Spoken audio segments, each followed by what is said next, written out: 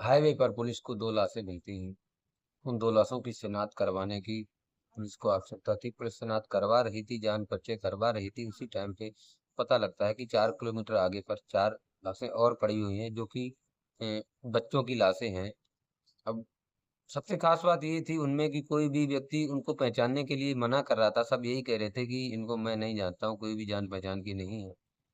अ, 6 total 6 लाशें होती हैं, 6 लाशों को पुलिस अपने कब्ज़े में लेती है, कब्ज़े में लेने के बाद पोस्टमार्टम करवाती है। काफ़ी जाँच-पड़ताल करने के बाद कोई भी सुराग ऐसा हाथ नहीं लग रहा था, जो कि पुलिस को जिससे कुछ उसमें राहत मिलती और पहचान पाती कि हाँ, ये लाश किस इंसान की है। मिलती है तो केवल एक कमीज पर लगी हुई कपड़े की चिट लगी होती है, जिसमें जो कि है टेलर का नाम और फ़ोन नंबर लिखा हुआ था, उसी से पुलिस सारे सुराग ढूँढ निकालती है। तो नमस्कार दोस्तों, मेरा नाम है अतुल तिवारी और आज आपको एक सच्ची कहानी सुनाने जा रहे हैं, जो कि ये सच्ची कहानी जो है राजस्थान के अंदर एक जगह लगती है भीलवाड़ा, जहाँ पर मांडल थाना है, गाँव अरजिया गाँव, वहाँ का पूर्व सरपंच होता है और सरपंच फ़ोन करता है, पुलिस थाने में फ़ोन करता है और कहता है कि यहाँ पर आइए, 2 लाशें पड़ी हुई हैं। अब सरपंच फ़ोन करता है, पुलिस की टीम तैयार हो रही थी वहाँ पे जाने के लिए, उसी दौरान एक और फ़ोन जाता है, जिसमें पुलिस को बताया जाता है कि 4 लाशें पड़ी हुई हैं, जो कि 4 लाशें बच्चों की हैं, वहाँ से ठीक 20 किलोमीटर आगे बैराज चौराहे के पास 4 लाशें मिली हैं। पुलिस वहाँ पहुँचती है, जाँच-पड़ताल करती है, देखती है, ना ही उसको कोई आईडी मिलती है और ना ही कुछ ऐसा मिलता है जो कि उनकी लाशों की शिनाख्त हो सके, पहचान हो सके। बस पुलिस को मिला था तो केवल एक सुराग मिला था, जो कि उन लाशों का कत्ल जो हुआ था, वो कत्ल करने का हथियार केवल एक था। पुलिस उन लाशों को अपनी कस्टडी में लेती है, अपने कब्जे में लेने के बाद उनको बाकायदा पीएम वगैरह, पोस्टमार्टम वगैरह सब करवाती है। पोस्टमार्टम करवाने के बाद अब पुलिस शांत बैठी हुई थी, क्योंकि उसके हाथ कोई भी सुराग नहीं लग रहा था। पोस्टमार्टम रिपोर्ट से पता चलता है कि डॉक्टर की रिपोर्ट आती है, उसमें निकल के सामने आता है कि एक कमीज पर एक चिट लगी हुई है, जिस चिट पे टेलर का नाम लिखा हुआ है और उसका फ़ोन नंबर भी लिखा हुआ है।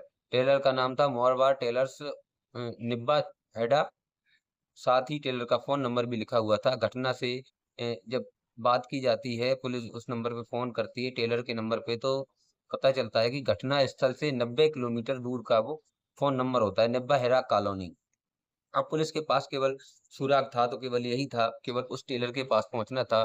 पहुँचती है उस टेलर के पास, निब्बा हेड़ा कॉलोनी में जब पहुँचती है तो पता चलता है कि मरने वाला व्यक्ति जो है होते हैं वो 6 लोग होते हैं, 6 के 6 लोग एक ही परिवार के होते हैं। उनके परिवार में कोई भी व्यक्ति ऐसा नहीं था जो कि उनकी शिनाख्त करने वाला हो या कोई भी उनकी बॉडी को क्रियाकर्म करने वाला हो, ऐसा कोई भी आदमी उनकी फैमिली में नहीं बचा हुआ था। मरने वाले जो व्यक्ति थे उनमें से अ, आदमी का नाम होता है यूनुस, जिसकी उम्र होती है 38 साल की, और उसकी वाइफ का नाम होता है चाँद तारा, जिसकी उम्र होती है 23 साल की।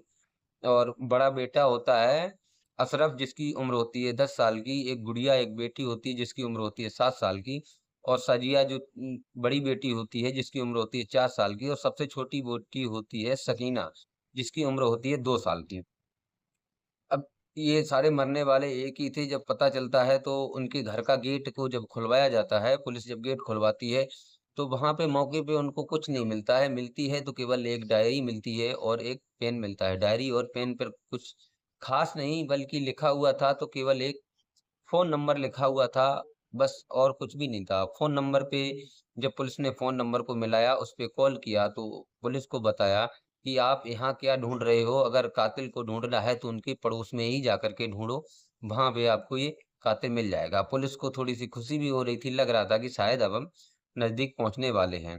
दरअसल उस डायरी पे जो पता बताया जाता है, वो एक सलीम नाम का व्यक्ति होता है, जो कि वहीं पड़ोस में ही रहता है।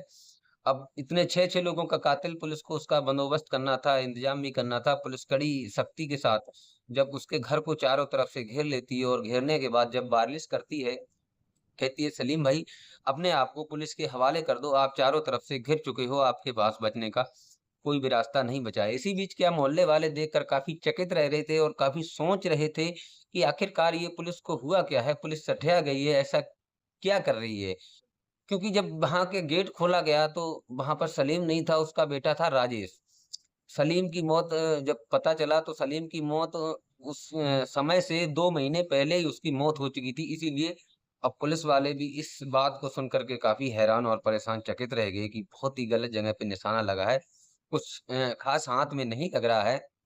इसी के साथ होता क्या है, जब वो उसके बेटे राजेश से बातचीत कर रहे थे, तो बातचीत करते-करते उससे पूछा जाता है कि आप महीने की 15 तारीख को कहाँ पर थे और 28 तारीख को कहाँ पर थे? तो वो बताता है कि हम एक अपने जो है एक दोस्त के साथ अजमेर गए हुए थे और वहाँ पे उसको आप चाहें तो फ़ोन करके पता कर सकते हो।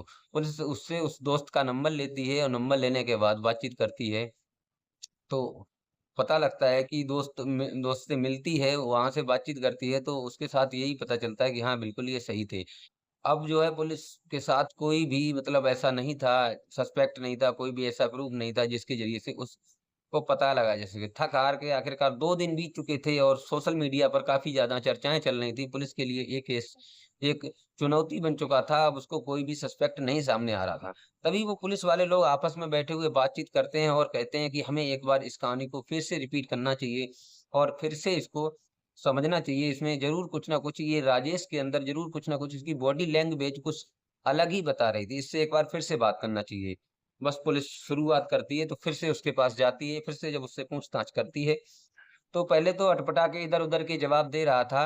तभी पुलिस को शक होता है, शक के दायरे में लेकर के काफ़ी सख्ती से पूछताछ करती है। जब सख्ती से पूछताछ करने के बाद फिर जब कहते हैं ना कि पुलिस जब अपने पे आती है तो मुर्दे भी बोलने लगते हैं, वही हाल इस राजेश का भी होता है। जब सख्ती से पूछताछ करती है तो वो बताता है कि हमारे जो पिता थे सलीम, उनका एक ये चाँद तारा नाम की जो मोहल्ले की औरत थी, इसके साथ उनका अफ़ेयर चल रहा था। इसकी वजह को लेकर के कई दिनों से जो है काफ़ी ज़्यादा घर में बातचीत चल रही थी। घर में इसकी वजह से विघटन पैदा हो रही थी।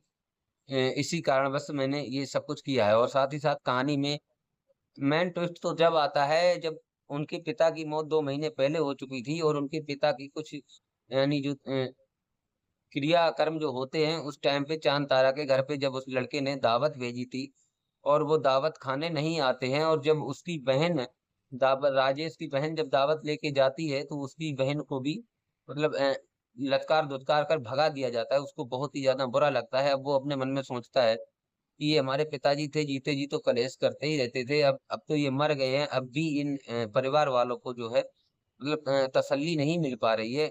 अब राजेश करता क्या है, अपने दोस्त के साथ मिलकर के एक प्लान बनाता है, अजमेर जाने का प्लान बनाता है। उसमें सब मिला हुआ होता है, उसका दोस्त और वो गाड़ी तैयार करते हैं, चाँद तारा को और उसकी फैमिली को, जो भी 6 कातिल होते हैं, सब लोगों को तैयार करने के लिए अजमेर शरीफ दर्शन के लिए जाने के लिए कहता है।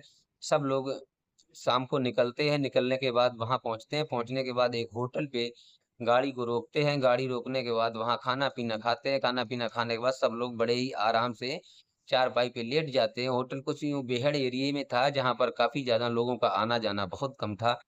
अभी इन लोगों के तो प्लान के मुताबिक इनके दिमाग में यूँ ही चल ही रहा था कि प्लान के मुताबिक ये लोग अपनी-अपनी तलवारें निकालते हैं और तलवारें निकालने के बाद एक-दूसरे पर वार करना शुरू कर देते हैं। सबसे पहले उन 2 लोगों को मारा जाता है, जो आदमी और औरत होती है। उन 2 लोगों को मारने के बाद अब बच्चे जग जाते हैं, बच्चे चिल्लाते हैं, कहते हैं हमारे पिताजी को मत मारिए, वो काफ़ी ज़्यादा रोते हैं, लेकिन उन लोगों पे इतना भूत सवार था कि वो लोग कुछ भी सुनने को तैयार नहीं थे, एक के बाद एक वार करते जाते हैं। उसके बाद 2 मिनट बैठने के बाद सोचते हैं कि ये बच्चे बच गए, अगर इन लोगों ने किसी को बता दिए तो शायद हम लोग रह नहीं पाएँगे। साथ ही साथ बच्चों को मार कर भी 2 किलोमीटर आगे एक नदी होती है, पानी होता है, वहाँ पर उन बच्चों की बॉडी को भी फेंक दिया जाता है। फेंकने के बाद घर पर आकर के बड़े ही आराम से रह रहे थे, बड़े ही काफ़ी लगभग 1 से डेढ़ महीना बीत चुका था, जैसे उन लोगों ने कुछ किया ही नहीं है। इसी के साथ ही साथ आपको बताते चलें कि जैसे कि उन पर जो है राजेश और उसका दोस्त जो था, दोनों लोगों के ऊपर पुलिस ने मुकदमा दर्ज करके उनको जेल भेज दिया गया था और 22 अगस्त 2022 को कोर्ट ने जब ऑर्डर किया है, तो उन दोनों लोगों को सज़ाए मौत की सज़ा दी जा चुकी है। दोस्तों, इस कहानी को सुनाने का उद्देश्य किसी को परेशान करना, किसी का दिल दुखाना नहीं है, बल्कि आपको जागरूक करना है, आपको सचेत करना है कि आप और अपने परिवार का सुरक्षित रहें और ख़्याल रखें।